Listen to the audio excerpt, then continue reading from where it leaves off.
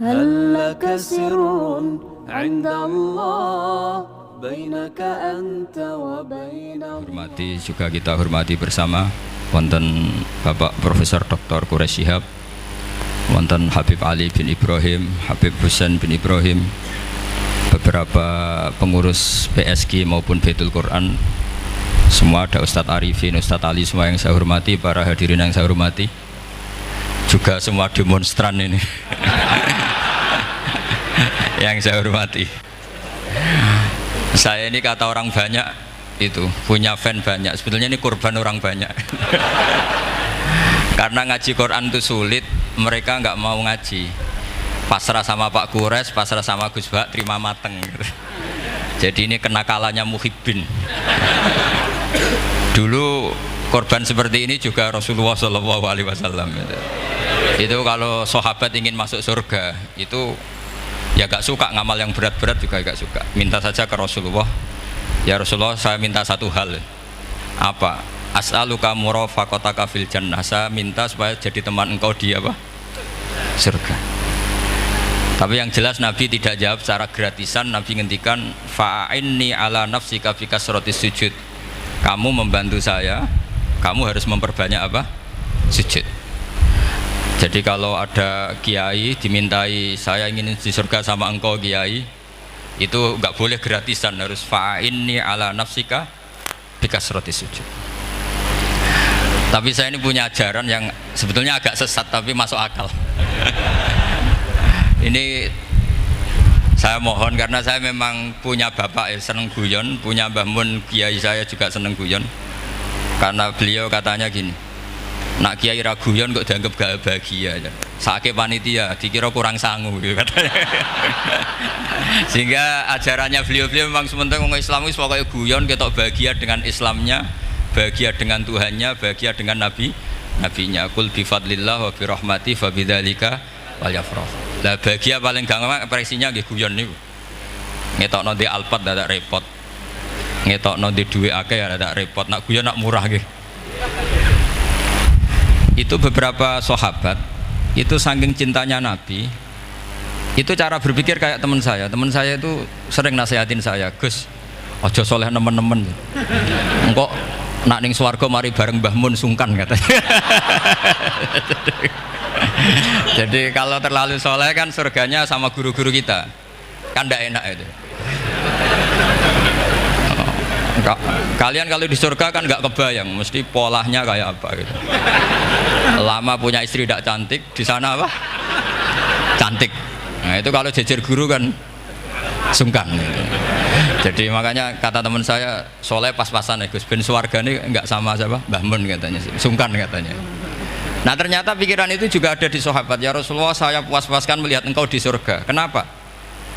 Saya tidak mesti masuk surga, kalaupun di surga beda kelas dengan jenengan. Jadi para sahabat ya sadar, kalaupun di surga beda kelas dengan jenengan. Tapi pelajaran yang kita bisa terima adalah bahwa semuanya itu harus ada amal kita. Sehingga Nabi ngendikan fa'inni ala nafsika bikasrotis sujud. Maka tolonglah saya untuk mengabulkan permintaan kamu dengan memperbanyak apa? Sujud. Saya akhir-akhir ini sering kampanye tentang sujud. Caranya gimana? Ini sekaligus untuk anak-anak PSG utamanya, karena yang mengkaji Quran. Kata ulama, mentahbib ya, menyenangkan orang kepada Allah itu butuh bayinah. Bayinah itu logika yang kebenarannya itu cara Jawa itu jelas welo-welo, sangat jelas. Namanya al-bayinah. Saya ulang lagi ya, namanya apa? Al-bayinah. Sehingga dengan logika itu orang yang kafir saja menjadi mukmin, yang fasik menjadi soleh, yang soleh bila ilmin menjadi soleh bil ilmi atau bil hujjah. Itu yang disebut Allah, lam yakunil ladzina kafaru min ahlil kitabi wal musyrikina munfakina hatta ta'tiyahumul bayinah. Siapa itu? Rasulun minallah yatlu suhufam mutahharah. Jadi kemampuan argumentatif itu yang harus kita bela-belain. Saya di sini sangat terhormat karena saya bisa matur di depan Pak Quraish. Saya dulu sering baca buku-buku beliau. Jadi saya nggak mungkin jadi pesaing beliau karena saya ini saya ngidolakan beliau, jadi nggak mungkin jadi pesaing beliau. Tapi kalau mutammim ikut menyempurnakan keinginan besar-besar beliau mewujudkan Islamiyah wasatiyah, insya Allah diminta atau tidak diminta harus kita bantu. Harus apa? Nah, bayinahnya apa? Bayinahnya begini. Bayinah itu satu argumentasi yang jelas begini. Ada seorang ekstremis itu, singkat cerita mau ngebom tempat-tempat maksiat. Yang maksiat ini orang-orang Islam juga. Tapi saya tidak nuduh sampean, pokoknya orang-orang Islam juga kan. Terus ditanya sama orang yang Islam moderat, andaikan mereka nanti mati dalam keadaan demikian, aina masiruhum, lalu mereka kemana? Ya ilanar, karena mati dalam keadaan maksiat. Terus ditanya sama yang moderat tadi, moderat soleh maksudnya, bukan moderat liberal, moderat soleh. Karena orang kadang salah paham, moderat itu pikirannya terus liberal, tidak, moderat soleh. Terus kata si moderat tadi, akan dzalika muradan nabi, apa umatnya masuk neraka itu yang diinginkan nabi? Kaget si ekstremis tadi, kebetulan ini ekstremis yang masih mau mikir.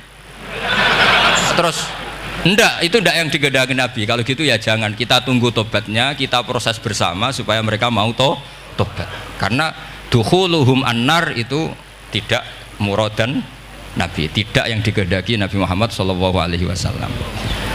Nah, cerita seperti ini tentu ada padanannya. Padanan itu artinya kias ya, kias dalam hadis sahih. Saya yakin hadis itu sahih. Kalaupun itu dhaif itu yata'ayyadu bi fatwal ulama, menjadi kuat karena banyak ulama yang fatwakan seperti itu. Saya pastikan itu diriwayatkan Qadhi Iyad dalam kitab Asy-Syifa, juga diriwayatkan Ihya, juga diriwayatkan di Hayatus Sahabah.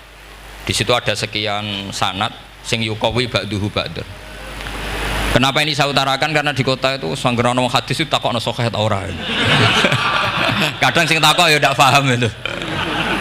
Maca kitab ra iso kok takok sahih ta ora. Yang ditanya juga aneh. Terus berusaha jawab. Padahal kadang ya ndak bisa juga jadi. Di hadis itu ada penjelasan begini. Ada seorang Arabi itu orang Bedui lah, orang yang kurang peradaban, minta sesuatu pada Rasulullah SAW. Karena Nabi itu tidak orang kaya, Nabi tidak jutawan, tidak hartawan, dikasih. Mungkin kalau uang sekarang mungkin 50.000 atau berapa. Orang itu gerutu segrutu-gerutunya. Nabi kok pelit gitu, kira-kira seperti itu. Akhirnya sahabat ini merasa tidak nyaman, ingin, karena ini Arab ya, ingin mengadili ini. Saya membahasakan mengadili itu ya ada Arabnya, karena kadang ada riwayat misalnya fahamma ayyadribuhu, nanti juga repot, ayat tuluhu juga repot. Makanya kalau ke Jawa itu kadang maknani bahasa Arab itu bingung, dan memang baik bingung daripada enggak bingung. Karena kalau yang enggak bingung itu keliru pede. Misalnya jika istri kamu agak rewel itu begini-begini gitu. Terus ada kalimat wadribuhun, maka pukullah. Itu kalau orang nggak bingung langsung diterjemah mukullah, nanti dilaporkan Komnas HAM gitu. Tapi kalau yang bingung itu akhirnya tatallub mencari-cari. Ternyata di semua tafsir disebut dorban ghairu mubarrihin, ya mukul tapi yang tidak menyakiti. Jadi kekeliruan itu pasti dimulai orang-orang yang nggak bingung. Jadi ilmunya agak cukup, akhirnya agak bingung. Bingung itu penting. Loh betul ini. Nggak ada orang alim kecuali dari bingung. Karena orang alim itu nggak bisa pede. Karena referensinya banyak, kemungkinannya banyak. Sehingga mesti pikiran pertama kalau ada lafadz ini maknawi apa lafzi. Ini mahmul apa enggak? Ini mansuh enggak? Ini muqayyad mutlak enggak? Ini sekaligus jadi pusat studi Quran, jadi supaya teman-teman memang seperti itu. Kata wadribuhun, maka pukullah. Saya masih ingat betul ketika Pak Quraisyab nulis di Membumikan Al-Quran tentang alak. Itu kalau orang ahli embriologi dimaknani alak segumpal darah itu mesti tertawa-tawa, karena nggak ada dalam proses embriologi orang lewat proses segumpal apa? Darah. Tapi kalau alak itu madatul kalimah dari kata aliko ya'liko alakon, sesuatu yang menempel, jadi zigot yang berhasil menempel di dinding rahim itu yang jadi anak. Itu ya normal saja, memang itu terjadi. Ya barokahnya bingung tadi. Atau alak dimaknani segumpal darah tapi min haitsul jinsiyah. Artinya haitsul jinsiyah itu sejenis ini. Jadi bukan di proses embriologinya tapi di jenisnya, supaya orang tidak sombong diistilahkan min alak, tapi maknanya min jinsil alak, bukan alaknya tapi jenis alak. Itu kayak Abu Bakar itu kalau sedang bully manusia yang sombong-sombong itu, kamu kok sombong, kamu itu keluar min makhrajil bauli marroten katanya. Gitu. Supaya orang tidak sombong itu diistilahkan manusia itu yakhruju min makhrajil bauli apa? Marroten. Kan kamu keluar dari makhrajil bauli berapa? 2 kali kan? Minar rojul lewat penis, terus nanti lahir juga lewat min makhrajil baul. Jadi untuk mengadili manusia supaya tidak sombong diistilahkan keluar min makhrajil baul marroten. Nah mungkin alak kalau maknanya segumpal darah itu maknanya jenisnya seperti ini. Kenapa kamu sombong? Jangan digugat tentang itu proses embriologi, kalau itu tidak ngalami itu. Jadi akhirnya barokahnya bingung itu alak dari proses embriologi maknanya apa? Aliko ya aliku alakon, sesuatu yang nempel, yang sukses nempel di dinding rahim. Tapi dari segi jenis mendidik tawadu, mendidik khafdul janah lil mukminin, mendidik adul wal ingkisar, rasa hina, nah, itu dengan makna tadi. Saya teruskan ya. Si Arabi tadi karena dikasih 50.000 gerutu, terus akhirnya Nabi memanggil Arabi tadi karena mau dipukulin sama sahabat. Nggak tahu mau dipukulin atau mau dibunuh, nggak tahu, pokoknya dikerasin tadi. Makanya nggak usah diterjemah, kalau diterjemah nanti jadi bingung. Terus akhirnya dibawa sama Nabi, diajak masuk, dikasih banyak sama Nabi, kasih banyak. Ditanya sama Rasulullah, kamu sudah puas ya Arabi? Sudah ya Rasulullah. Hebatnya Nabi apa? Kamu harus menjelaskan ke semua sahabat saya kalau kamu sudah puas, karena tadi kamu ngomong yang bikin sahabat saya dongkol. Terus sekarang harus mengkonfirmasi. Ya Rasulullah. Di depan umum juga Nabi ikut. Ini Arabi tadi minta saya tak tambah, terus dia puas. Ahakada ya Arabiyu? Naam ya Rasulullah. Fajazakallahu min khairin wa asyiratin. Dia tegas naam ya Rasulullah. Nah, pelajaran dari hadis ini adalah kalimat ini. Ini harus diingat-ingat. Setelah Arabi tadi puas, sahabat juga tahu apa pernyataan puasnya Arabi tadi. Nabi ngetikan begini, masalu hadza, perumpamaan orang ini dan saya itu seperti orang yang punya unta atau sapi atau kambing yang syarodat, yang liar. Fattaba'ahan nasu, kemudian orang-orang ikut membantu nangkap. Falam yaziduha illa nufuran, bantuan manusia-manusia ini malah tambah lari karena ini semua orang ini asing. Bagi unta ini kan asing, yang nggak asing kan hanya pemiliknya. Nah, terus kata si pemilik unta tadi, khallu baini wa baina naqati, sudah saya tidak usah dibantu. Fa ana arfaku, biasa lebih sayang kepada unta saya. Orang nggak ikut bantu semua, terus kemudian unta itu dipanggil, fa akhadha min kumamil ardi, kira-kira diambilkan rumput, terus unta itu mau nurut. Intinya apa? Kalau orang tidak bakat kiai, nggak bakat dai ilallah, kok ngajak-ngajak Islam itu falam yaziduha ila nufuron, kira-kira gitu. Karena lebih banyak emosinya ketimbang teknik proses tadrijinya, tasreknya.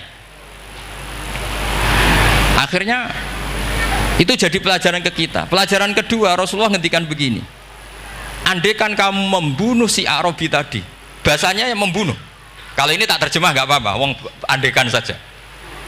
Andaikan kamu membunuh si Arabi tadi dalam keadaan membenci saya, yaitu ngomentari Nabi adalah kikir, maka dakhalan nar, orang ini akan masuk neraka karena dia mati dalam keadaan sakhitan dan Nabi SAW, dia mati berstatus benci kanjeng Nabi.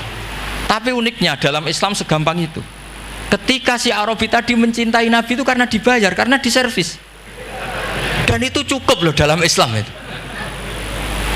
Mencintainya Nabi itu karena dikasih uang lagi. Akhirnya dia senang Nabi meskipun karena dikasih uang. Tapi jangan diteruskan setelah senang Nabi dibunuh masuk surga, ya tidak usah gitu. Nanti jadi repot tadi. Tapi intinya apa? Islam itu semudah itu. Yang menerima kebenaran karena servis saja diterima sama Allah Subhanahu wa ta'ala. Nah ini di sini pentingnya kiai-kiai yang wasatiyah, yang ceria, yang gampang. Karena kita tidak ingin tanfir. Saya kemarin bikin makalah untuk 100 harinya guru saya Kiai Haji Maimun Zubair, tak beri judul Al-Intisar Limadhabi Syekhina. Itu diantara yang saya tulis adalah Sayyidina Umar itu pernah diprotes sama banyak sahabat, termasuk Abu Bakar, karena Abu Bakar ke Umar ini lewat penunjukan. Kata para sahabat, ya Abu Bakrin, kamu memasrahkan umat ini ke azladin nas, orang paling kasar, yaitu Umar.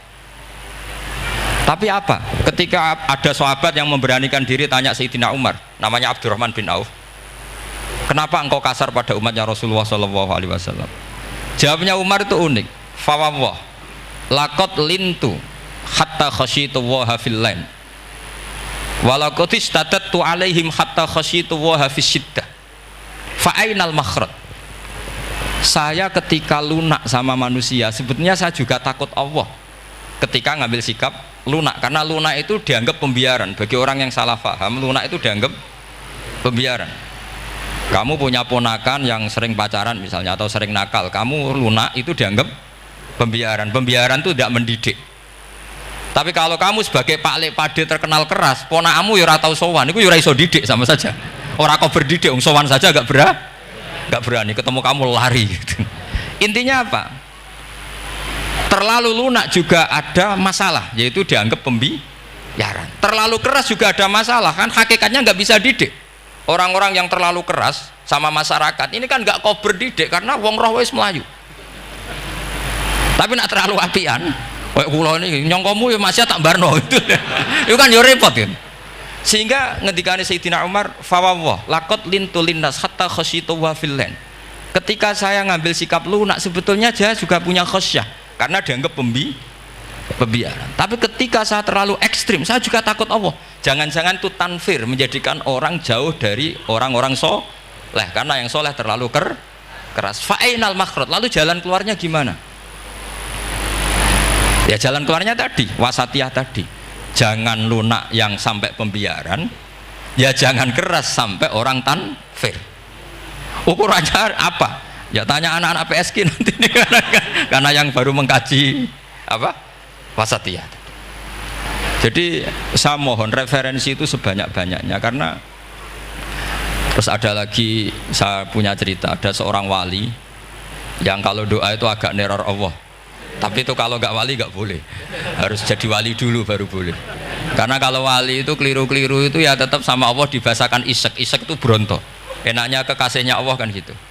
Makanya di antara doanya Habib Ali Al-Habsyi Sohibu Simti Duror itu doanya, tapi kamu tidak boleh melakukan doa ini, dosa. Kalau nggak wali dosa. Itu doanya gini, waj'al sayyiati sayyiati man ahbabta. Jadikan kesalahan saya itu kesalahan orang yang kau cintai. Jadi kamane cara Jawa wis kadung disayang, salah-salah wis bener gitu. Jadi waj'al sayyiati sayyiati man ahbabta. Jadi kalau orang yang sudah super itu salahnya jadi apik. Tapi ya tidak salah sampai kayak zina maling, itu parah itu. Ada seorang wali doa di depan Rasulullah itu gini, ya Allah, jenengan punya dua pilihan.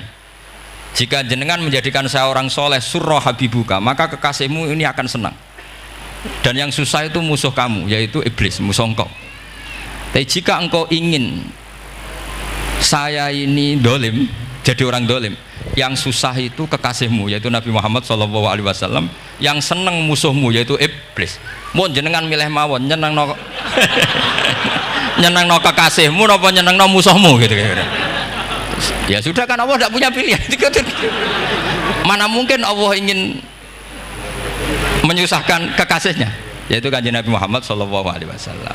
Sama, semua ulama tidak ingin umatnya Nabi matu khinal maksiyah, mati dalam keadaan maka kita berusaha semaksimal mungkin, semoga mereka tobat. Semua Quran itu la'allahum yarji'un, la'allahum yantahun, diharapkan mereka Allah yang Tuhan saja, yang al-ghaniyul mutlak, Allah yang al-jabbar al-qahhar saja, sama orang-orang yang asrafu ala anfusi masih dipanggil-panggil, wa anibu ila rabbikum wa aslimu lah.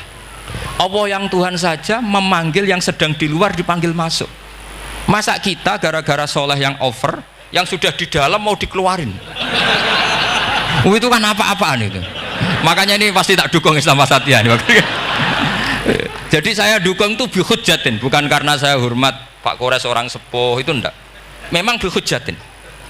Kalau soal dukung karena orang sepuh itu etika namanya apa? Etika. Tentu saya lakukan itu, pasti saya lakukan karena itu etika. Tapi lebih dari itu karena bihujjatin wadihah, bihujjatin bayyinah. Memang logikanya seperti itu. Allah yang Tuhan saja selalu memanggil yang luar dimasukkan ke dalam. Masa yang sudah di dalam dikeluarin?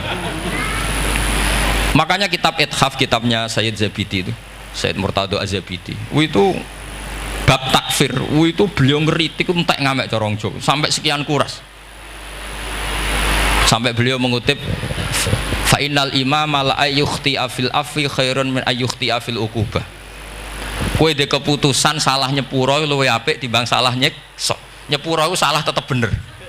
Tapi nak nyekso bener ora mesti bener.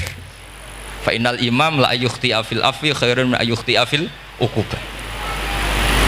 Sehingga beliau terus hampir sekian kuras. Coba hadis di Muslim, di Sahih Muslim itu Usamah ya. Kalau di Sahih Muslim itu rawinya disebut Usamah bin Zaid. Tapi di beberapa riwayat ada yang menyebut itu tidak Usamah. Sehingga banyak syarah mengatakan itu ta'addudul waqi'ah, memang kejadiannya dialami sekian sahabat. Itu ada perang gitu ketika musuhnya terdesak. Padahal musuh ini sudah memotong sekian tangan sahabat, ada yang sudah pernah bacok sahabat. Ketika terdesak dia mengatakan la ilaha illallah Muhammadur. Singkat cerita oleh Usamah tetap ditusuk sampai mati. Tapi sama Rasulullah ketika lapor, kamu membunuh setelah mengucapkan la ilaha illallah ya Usamah? Iya. Tapi innama qolaha muta'awwidan, dia mengatakan kalimat itu karena muta'awwidan, nyari perlindungan saja. Afala syaqaqta an batni, afala syaqaqta an qalbi. Sudah kamu lihat di dadanya kalau dia betul-betul ngomong karena mutawi dan jangan-jangan karena iman betul.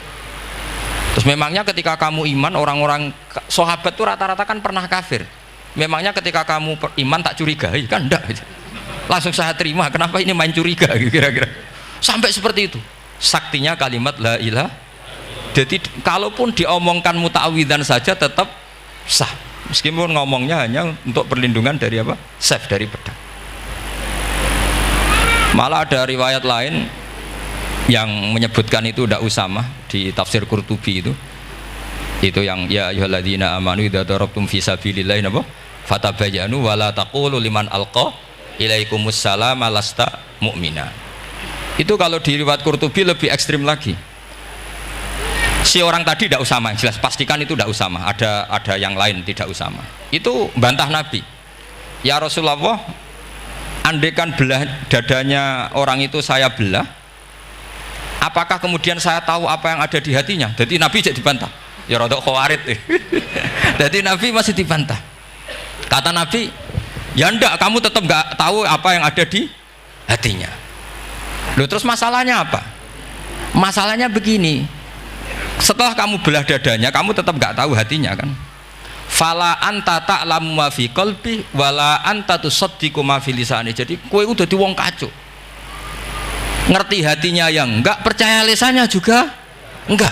Kan enggak ada hujah yang kamu ambil. Harusnya kata Nabi profesional dong. Nak roh hati ini rujukannya lisan. Lah ini enggak, hatinya kamu enggak tahu, lisannya enggak kamu percaya, langsung kamu pakai itu apa? Seperti saya sama jenengan kan gampang, aku raro niate sampean ngaji api apa raro. Sementing tak kongkon ngaji berarti seneng ngaji. Jadi jelas ada yang diambil. Makanya semenjak itu para ulama rata-rata itu hampir semuanya itu Islamnya wasatiyah. Karena ciri khas agama ini adalah wallahu yad'u ila daris salam. Selalu memanggil-manggil supaya orang masuk. Enggak ada ayat wallahu yukhriju min daris salam, itu enggak ada. Allah mengusir orang min daris, enggak ada. Nah, kalau sampean salahnya orang yang dicintai kayak Nabi Adam, nasib sampean. Nabi Adam itu salah karena makan apa? Sajaratil khuldi. Kata cerita-cerita gitulah. Nanti bisa diperdebatkan. Sajaratil khuldi itu nama larangan, itu nama salah sebetulnya. Nanti tanya Pak Kures, itu kan sebenarnya gini. Istilah khuldin itu bahasa setan. Hal adulluka ala sajaratul khuldi wa mulki la yabla. Jadi iblis itu goda Adam, kamu ingin mangan pohon keabadian. Jadi kalau kita mengistilahkan sajaratul khuldi berarti mengesahkan istilah yang dipilih setan. Jadi masalah. Makanya saya enggak pokoknya anut-anut umum wong muni sajaratul khuldi ya ikut Sajaratul khuldi, tapi ini sebetulnya bahasa yang dipakai setan. Singkat cerita Nabi Adam itu akhirnya makan tapi tidak banyak, makanya sebagian aja diredaksikan dzaqo itu ngicipi. Makanya ada akala, berarti dzauk juga disebut aklu, tapi aklu yang sedikit disebut dzauk atau dzaqo. Nah, ketika makan itu Allah duka, tapi duka be orang yang dicintai, diwarai. Cung Adam, kowe tak warai donga supaya tak sepuro. Jadi kaya anak apa minggat wong disayang, disangoni minggatlah tak sangon. Makanya waj'al sayyiati man ahbabta. Disangoni fatalaqa Adamu min rabbih kalimatin fataba alaih. Makanya saya kalau baca ayat itu cek enak, jadi sangoni. Maca iki jeng yo engko ben dadi minggat digani HP mbek dhuwit engko nek wis kepen mulai ya semulai. Makanya itu jadi Quran itu luar biasa. Akhirnya Nabi Adam yang benar diusir, tapi sudah bawa bekal, diwarai oleh pangeran. Nah ternyata apa? Maksiatu Adam itu maksiatu mu'azzimin, maksiatnya orang yang sangat menghormati Allah. Jadi kalau kamu ingin jadi wali itu pertama harus kamu berstatus al-mu'azzim, al-musabbih.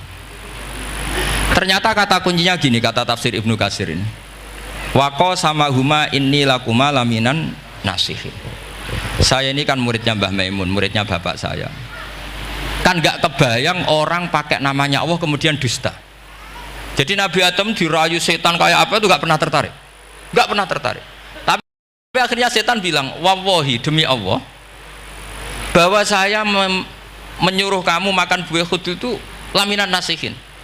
Wallahi, pakai kata wallahi. Terus Allah ya sudah merevisi larangan itu, sekarang sudah bilang boleh katanya. Nah karena kata pakai wawahi, terus kata Nabi Adam, fawawah wa izzatika ya Rabbi ma dzanantu anna ahadan yahlifu bika kadziban. Ini dawuh Nabi Adam. Adam wis tak kandhani kok ora nurut alasan apa? Terus Adam atau pangeran wa izzatika, demi kehormatanmu ya Allah, fawawahi ma adzunnu anna ahadan yahlifu bika kadziban. Saya tidak pernah ngira ada hambamu, ada makhluk kemudian mencatut nama engkau kemudian dia dusta. Kenapa saya sebut-sebut nanti tadi asmane Mbah Mun? Andai kan saya punya teman biasa bodoni saya, biasa bodoni saya, nipu saya, terus bilang gini, Gus Bah jenengan ditimbali Mbah Mun, dan dia sumpah, kira-kira tak pikir apa enggak? Enggak, pasti saya langsung meskipun ya dibodoni. Karena saking wibawanya Mbah Mun sehingga saya enggak ngecek lagi orang ini bohong apa tidak. Nah, Nabi Adam saking wibawanya Allah di hatinya Nabi Adam, kita disebut wawahi. Allah sekarang ngalalkan itu, sudah tidak pikir panjang, karena dia tidak pernah ngira ada orang mencatut nama Allah kemudian dia dusta. Seperti di dunia santri misalnya ada yang dipanggil Habib Ali, masuk disumpah sih tenang taura. Oh itu mesti teman yang biasa bodoni sampean lah, mesti langsung sangat takutnya kan gitu. Sampean takut istri dibilangi teman, bojomu nelpon, wah seulang. Itu mesti tidak dikonfirmasi lagi itu, saking takutnya itu. Nah Nabi Adam itu seperti itu, saking takzimnya kepada Allah sehingga ketika disebut wawahi, nah itu yang kata kuncinya waqo sama huma inni lakuma laminan nasihin fadallahuma bihur. Itu kalau sampean teliti, ini kesangannya Pak Kures pakai madatul kalimah itu kelihatan. Fadallahuma itu rujuknya ke iblis. Jadi Adam di situ korban terus. Kan waqo sama huma, iblis sumpah ke Adam Hawa. Fadallahuma, iblis menunjukkan Adam Hawa. Sehingga dia dua orang ini maksiat itu semuanya korban. Dia hanya sebagai objek. Kreatornya yaitu iblis. Tapi Nabi Adam sampai tertipu tuh gara-gara tadi. Wa izzatika ya Rabbi ma adzunnu anna ahadan yahlifu bika kadziban. Ketika menyebut nama engkau, saya tidak pernah mengira ada orang menyebut nama engkau kemudian dia dusta. Saya bayangkan orang paling brengsek sekalipun teman saya kalau bilang Gus sampean dipanggil Mbah Mun, tentu tidak saya pikir lagi. Atau di pondok sini Kang diceluk Habib Ali, ditimbali Habib Ali, sampean konfirmasi apa enggak? Enggak kan? Apalagi ini Allah Subhanahu wa ta'ala. Jadi uang nek sebakat wali itu begitu. Nah kalau jenis ini kok salah, itu waj'al sayyiati man ahbab. Kanjeng Nabi dalam lahirnya juga pernah salah dalam lahirnya, karena Nabi memberi izin orang-orang munafik gak ikut perang. Salahnya secara fikih adalah kewajiban perang zaman itu, karena zaman itu memang orang-orang kafir juga merangi kita, sehingga kita dibolehkan merangi. Jangan hanya cerita Nabi perang berarti perang syariat ada gitu. Nabi perang karena diperangi. Jelas ayatnya udzina lilladzina yuqatalun, diberi izin bagi yang ngalami yuqatalun, diperangi baru diberi izin perang. Jangan langsung bangun tidur perang, itu enggak ada ayatnya. Qatilul ladzina yuqatilunakum, merangi yang merangi kamu, wa akhrijuhum ya min haitsu akhrajukum, ngusir yang ngusir kamu. Jadi perang itu akibat bukan sebab. Akhirnya Nabi itu secara fikih itu salah. Secara fikih lah, karena memberi izin orang munafik. Tapi Allah ketika sama Rasulullah Muhammad SAW, karena kekasihnya, ngendikane sudah dimulai afawwahu angka. Muhammad tenang wae wis tak sepuro. Cuma aku takok, kena apa kok buka izin? Tapi itu kalimatnya afawwahu dimulai dengan kalimat yang menyenangkan, afawwahu. Jadi ibarat sampean salah sama orang tua, wes sepeda mbok ora pamit itu serapa salah, cuma aku tetap takok alasan apa gitu loh. Tapi bilang wis gak apa-apa cung, sepeda motor mbok gowo mbok dol iku ora apa-apa, cuma aku takok kena apa. Tapi mukadimahe ora apa-apa sih. Kayak apa Allah sama nabinya? Jadi mengkonfirmasi saja dimulai dengan afawwahu angka. Lima adzinta lahum. Wong karwan wong munafik gak ndek ngamal malah mbok ora perang, ya malah ora tau khidmah agama. Jadi makanya terus orang-orang soleh kalau berdoa apa? Waj'al sayyiati man ahbabta, ya Allah jadikan kesalahan saya adalah kesalahan orang yang kau cintai. Nah, yang paling dicintai Allah tentu umat Rasulullah Shallallahu Alaihi Wasallam. Saya tak beri ijazah. Kali ini tak ijazahkan nggak apa-apa, karena ini hadis sahih musalsal. Umatnya Nabi kok gak enak bi. Kontrak ebek pangeran sebelum salah itu sudah ada kontrak. Makanya Nabi itu ngundikannya bangga sekali. U'titu khamsan lam yu'tahunna nabiyyun qabli atau ahadun min qabli. Saya diberi 5 hal hadiah sama Allah yang umat sebelumku, Nabi sebelumku tidak diberi hadiah itu. Di antara hadiah itu terbesar adalah wa'u'titu khawatima suratil Baqarah. Saya diberi hadiah akhir dari surat Baqarah. Kok ada hadiah gimana? Allah itu sudah naikkan kontrak dengan kita. Kita disuruh doa sama Allah. Rabbana la tu'akhidna in nasina waktu. Ya Allah, suatu saat saya salah. Padahal kita pasti salah. Suatu saat Gusti, suatu saat kita salah. Jangan kasih sanksi loh. Oke, mau oke. Itu kok udah enak gimana? Sebelum kita salah naikkan kontrak sama Allah, Rabbana la tu'akhidna in nasina aw akhtana. Ya Allah, jangan jatuhkan sanksi kepada kita jika suatu saat saya lupa atau salah. Qala na'am, Allah jawab nah. Makanya Nabi senengnya bukan main tentang apa? Saya diberi hadiah akhir surat Baqarah. Tapi sekarang jadi fitnah tadi. Yang kiai NU baca itu dipakai tahlilan, kadang-kadang yang baca agak paham, yang kritik juga gak paham. Jadi ya sudah, innalillahi wa inna ilaihi raji'un. Sebetulnya itu diabadikan di tahlil itu karena itu surat yang luar. Tapi sebagian yang baca agak paham, sehingga ya dingin saja wong gak paham. Tapi kalau kita yang paham itu luar biasa. Wong belum salah sudah ada perjanjian la tu'akhidna in nasina aw akhtana. Sama Allah dijawab, nah, yo umatem nak salah orang langsung tak siksa. Aman. Maksudnya dintain tobat aja terus salah terus. Kayak apa? Makanya beda. Nabi itu begitu bangganya dengan surat akhir surat apa? Baqarah. Terus tafsir kedua, umat ini adalah umat yang sifat Allah itu selalu aktif dan dua-duanya aktif. Ini perlu saya sampaikan berkali-kali, dua-duanya aktif. Sehingga orang soleh itu nggak boleh mengadili orang dolim. Itu umatnya Rasulullah Shallallahu Alaihi Wasallam. Begini logikanya ya. Pernah ada cerita, ada orang soleh sedang sujud, diinjek sama orang fasik, al-asi lah orang fasik. Karena orang soleh ini diinjek, orang soleh, bawaan orang soleh itu ya kadang gampang marah, bawaan orang soleh. Tapi pas marah itu nyatut nama Allah. Fawawahi la yaghfirullahu laka, pakai nama Allah. Andai kan dia bilang asemane kue itu malah gak apa-apa gitu. Karena misoh-misoh sendiri itu kan urusan dia, tapi pakai namanya Allah. Fawawahi la yaghfirullahu laka, Allah tidak akan ngampuni kamu. Itu Allah langsung memberi wahyu ila nabi hada zaman, ke nabinya zaman ini. Allah ngendikan gini, ini yang cerita Rasulullah. Mang dzalladzi yata'alla alayya alla aghfira li fulan faqad ghafartu lahu wa ahbattu amalak. Orang itu tak ampuni, yang sujud amalnya tak hilangkan. Kenapa? Allah tersinggung. Wong saya ini bisa aghfir, bisa ngampuni. Kenapa kamu nyifati saya hanya u'adzib? Jadi kira-kira Allah tuh tersinggung. Wong sifatku iku yo yaghfir wa yu'adzib, kok ganti yu'adzib tok iku piye? Jadi sifatku kan hilang sitok gitu. Paham ya? Jadi kalau kamu melihat orang-orang maksiat, pikiran kamu Allah yu'adzibuhum itu enggak fair. Bisa saja Allah yaghfiru lahum. Tapi kamu milih situ tok, yaitu sifat yu'adzib, itu enggak fair. Harusnya ya yaghfiru liman yasha wa yu'adzibu man yasha. Tapi orang soleh ini wallahu la yaghfiru wallahu laka, itu Allah tersinggung. Kenapa tersinggung? Karena Allah hanya disifati yu'adzib, bukan disifati yaghfir. Padahal Allah bisa yu'adzib, bisa yaghfir. Sehingga Wahsy ketika seperti itu, dia qatilu ahad bin nas ila Rasulullah, yaitu Wahsy adalah qatilu Hamzah. Ketika Nabi da'a alaihi, tidak usah diterjemah, itu sama Allah malah Wahsy dikasih tobat. Bahkan turun ayat laisa laka minal amri syai'un aw yatuba alaihim aw.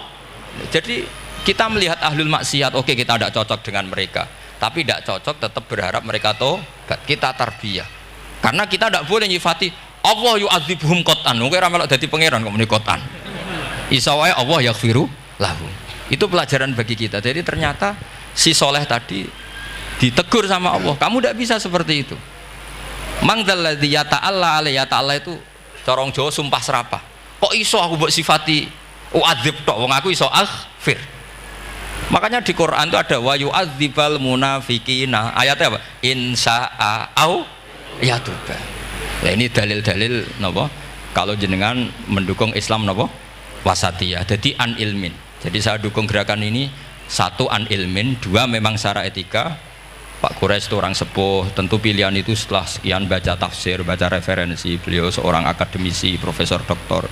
Tapi saya tetap mohon dukung kita itu an ilmin, apa? An ilmin. Memang dari awal Allah mensifati dirinya bisa yaghfir, bisa yu'adzib. Kenapa kita memastikan yu'adzib wong Allah bisa yaghfir? Nah, dengan demikian kamu menetapkan sifat Allah dua-duanya. Jadi yang soleh ya tetap khawatir jangan-jangan ada masalah, yang fasik pun tetap ada harapan. Makanya masyhur dawuh Sayyidina Ali yang dikutip hampir semua ulama, apa? Ala unabbiukum fil faqih kulal faqih. Apa perlu saya ceritakan siapa yang ahli fikih sebenarnya? Apa kata Sayyidina Ali? Sebagian orang malah memarfukan ini ke Rasulullah Shallallahu Alaihi Wasallam. Kalaupun ini tidak hadis marfu, dawuh Sayyidina Ali pasti tercermin dari keinginan Rasulullah Shallallahu Alaihi Wasallam. Ketika Nabi ditanya siapa itu al-faqih wal al-faqih, atau Sayyidina Ali, malam yuknitin nas min rahmatillah walam yu'amminhum min makrillah. Apapun kondisinya orang, jangan putus asakan dari rahmatnya Allah. Jika Nabi itu pernah sangat serius ngadepi orang-orang fasik, tapi setelah di multazam sama Allah ditegur, kalau kamu begitu rahmat saya, kata Allah, kamu batasi. Semenjak itu Nabi terus rileks. Dan Nabi kalau ibadah itu mesti milih yang paling gampang. Ma khuyira Rasulullah sallallahu alaihi wasallam amroini ilahtaron apa? Aisarahuma, pasti milih yang paling gampang. Termasuk Nabi unik itu tofa rohiban. Semua sahabat itu tofu musyatan, semua tawaf secara jalan. Tapi Nabi tofa rohiban. Jika kata ulama-ulama usul fikih, afdal mana? Ya afdal tawaf secara jalan, karena al-ajur biqadrit ta'ab. Tapi untuk Nabi itu afdal tofa rohiban. Kenapa? Karena Nabi adalah muallimul ummah, pengajar umat. Kalau Nabi tidak tofa rohiban, maka orang akan bilang syarat sahnya tawaf harus jalan. Barokahnya Nabi naik unta, orang mengesahkan tawaf secara rohiban. Tapi saya ini keterusan, jangan nom-nom dong nganggo skuter kok teletabis. Ini kalau ya cocok ini. Wah, ya nak sing sepuh-sepuh itu cara kula berlebihan lah. Meskipun sah tapi kula nganti risih. Debuan terbenturan yang disai itu. Mbok yo itibak Nabi itu paling enggak ya kesamaan sepuhnya atau apa Nabi kan. Ini ndak, yang penting sah apa? Wah repot ya. Terus bukti kedua gini, kalau Nabi itu ingin ibadah itu paling ringan. Suatu saat setelah Fathu Mekah, Nabi kayak apa rindunya sama Ka'bah Al-Musyarrafah itu, sama Al-Ka'bah Al-Musyarrafah. Nabi saking rindunya minta sama Abu Tolhah Al-Hajabi itu. Minta Utsman bin Tolhah Al-Hajabi itu. Utsman namanya itu. Minta kunci terus masuk Ka'bah. Itu keluar dari khimah, itu Nabi senengnya bukan main. Karena Fathu Mekah. Lebu Ka'bah senengnya bukan main. Tapi setelah keluar dari Ka'bah, itu kelihatan hazinan, kelihatan susah, tersiksa. Ditanya sama Sayyidah Aisyah, kenapa engkau gelisah padahal tadi kelihatan senang? Wadidtu anni lam adkhul. Saya suka andikan tadi saya ada masuk Ka'bah. Kenapa ya Rasulullah? Jangan-jangan umatku ngira ini penting. Dan itu berat. Sampai jadi perdebatan ulama fikih. Apakah sunat masuk Ka'bah apa? Enggak. Sebagian ulama bilang enggak. Alasannya Nabi getun, cara Jawa itu kecewa, nyesel. Kenapa saat tadi masuk? Jangan-jangan umatku nanti merasa itu keharu dan itu repot. Nah kita tidak usah dilarang, memang tidak punya kesempatan. Alhamdulillah. Dilarang nggak dilarang, sudah tidak punya kesempatan. Nah ini yang terakhir kenangan saya mau menerangkan dan tambah mahabbah kepada Rasulullah Shallallahu Alaihi Wasallam. Ini betul, ini sesi terakhir ini. Begini.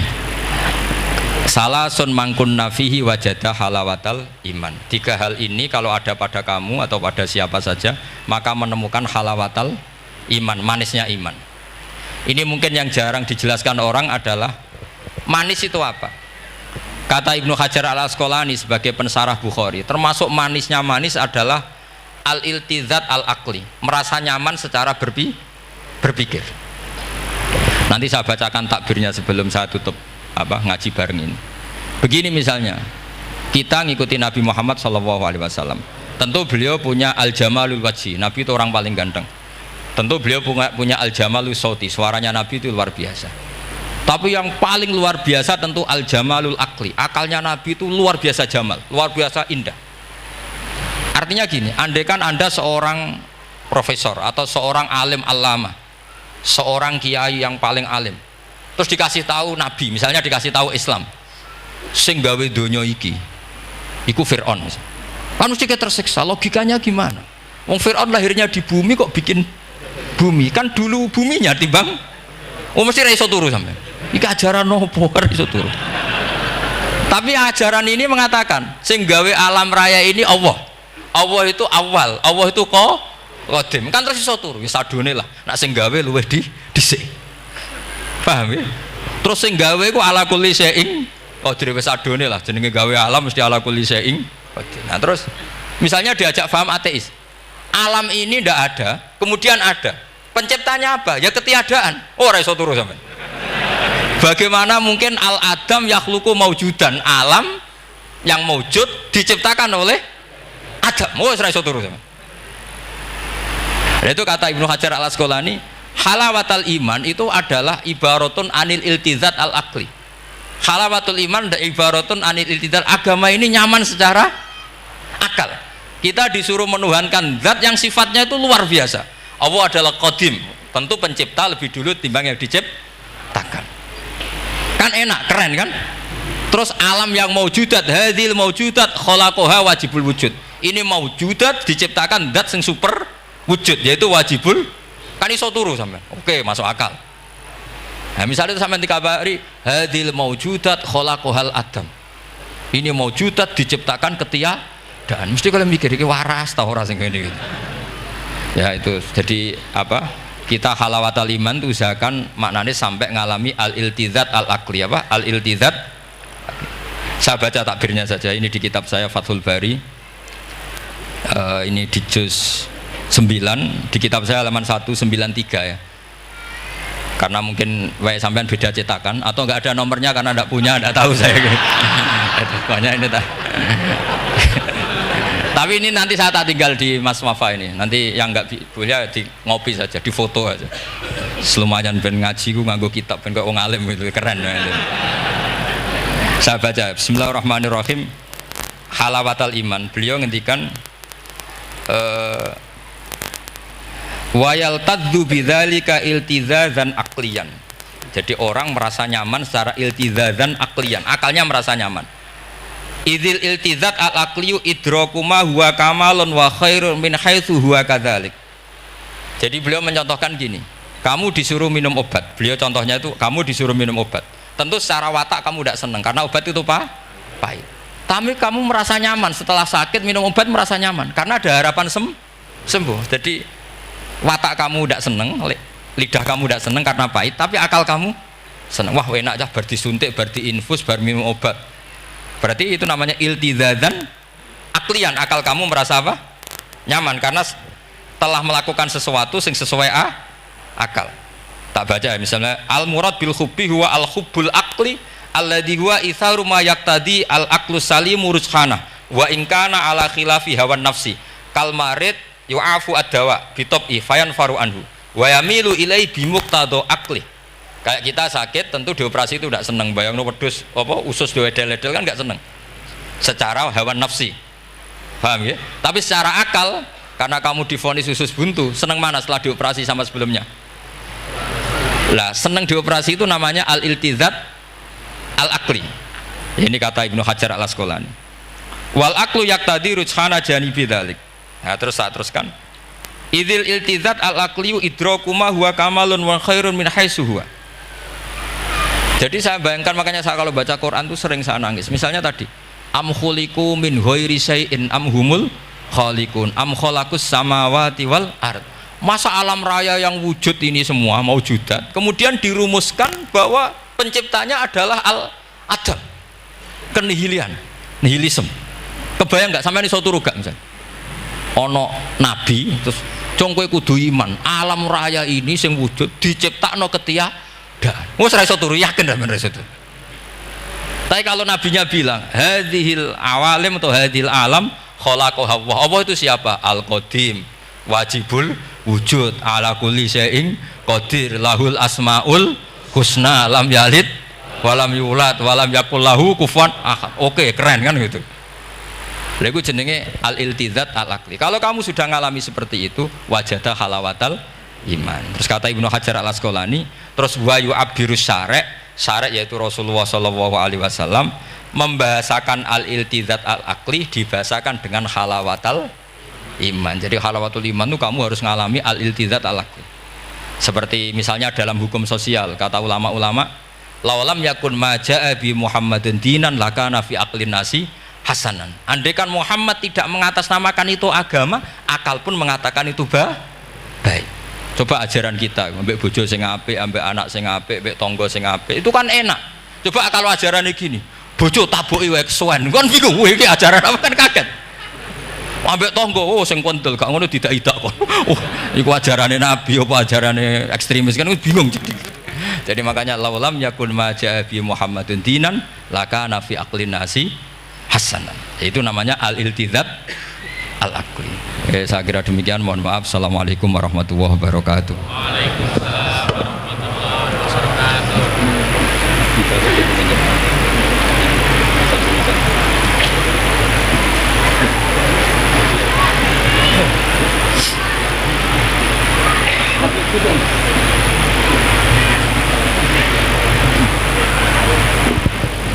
Bismillahirrahmanirrahim. Nahmaduka ya ghafur ya syakur. Shalli wa sallim ala sayyidina Muhammad wa sahbihi wa barik wa sallim asma'in. Allahumma ij'alna ya Allah mutawatina fika, mutahabbina fika, mutabadilina fika, mutanasihina fika ya Allah, hatta namshiya fi ardika wa lam takun himmatuna illa kalimatika wa ihya sunnati habibika Muhammad sallallahu alaihi wasallam. A'inna ya Allah la dzikrika wa syukrika wa husni ibadatik waj'alna ya Allah mu'afin min kulli bala'id dunya wal akhirah. Ij'alna ya Allah minal ladzina ya Allah syahaduka wa amanu bi rasulika Muhammad wa nasaru syari'atakal ulya al mahabbatal bayda lailuha kana ahliha. Ij'alna ya Allah syuhada bil qisti wa bil haqq.